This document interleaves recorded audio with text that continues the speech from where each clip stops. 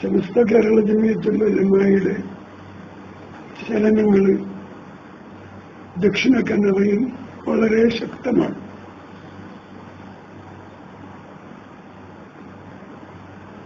അതിൽ ദാറുൽ നൂറിന്റെ പ്രവർത്തനം ശക്തിയാവുന്നത് അതന്നെ.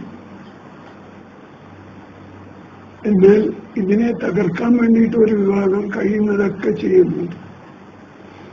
ഇപ്പോ നമ്മുടെ ദക്ഷിണ കന്നഡയിലെ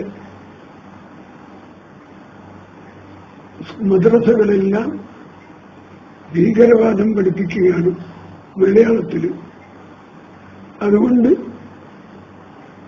ഞങ്ങളുടെ കർണാടകത്തിലുള്ള പുസ്തകം അവിടെ പഠിപ്പിക്കാനാക്കണം എന്ന് പറഞ്ഞ് ഹൈക്കോടതിയിൽ പോയി കേസ് കൊടുത്തിട്ടിരിക്കുകയാണ്. അതല്ലേ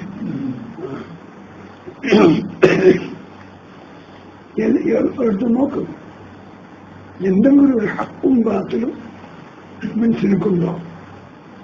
അവർ ഈ മനസാക്ഷിയോട് എങ്ങനെയാണ് അവർ പെരുമാറുന്നത്?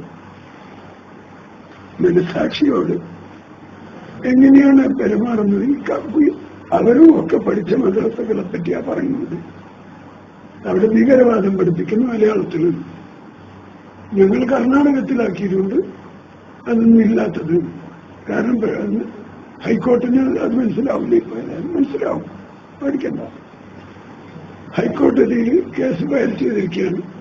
അതും അതിന് വെച്ചിരിക്കുന്നത് RSSന്റെ നേതാവായിരിക്കുന്ന ഒരു അഡ്വക്കേറ്റ്. അവർക്ക് ദീനുമായിട്ട് എത്ര ബന്ധമുണ്ടെന്നുള്ളത് ഇതിൽ നമ്മൾ മനസ്സിലാക്കാൻ കഴിയും. ഏതായാലും അല്ലാഹു സുബ്ഹാനഹു വ തആല അവരുടെ എല്ലാ കുതന്ത്രങ്ങളെയും അല്ലാഹു ബാത്തിലാക്കുമാറാകട്ടെ. അവർ ചെയ്യുന്ന എല്ലാ കുതന്ത്രങ്ങളും അവരിലേക്ക് തന്നെ വിടങ്ങി അവരിൽ തന്നെ അവർ തന്നെ മുദ്രയാവും ചെയ്യുമാറാകട്ടെ.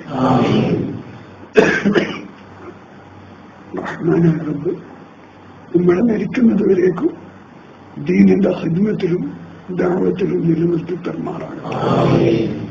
അതിനുള്ള ശേഷിയും ക്ഷേമശിയും തൗഫീഖും അല്ലാഹു നൽകുമാറാകട്ടെ. ദീനിന് ഉതകുന്നതായ ദുനിയാവും അല്ലാഹു സുബ്ഹാനഹു വ തആല നമ്മളിലും ഈ നാട്ടിലും നമ്മുടെ അഹലിലും ചെരിഞ്ഞു തരുമാറാകട്ടെ. ദീനിന് വിഘാതമാകുന്ന ദുനിയാവ് ഞങ്ങളിലും ഈ നാട്ടിലും നമ്മുടെ അഹലിലും വരാതിരിക്കുമാറാകട്ടെ. ഈ ദുനിയാവ്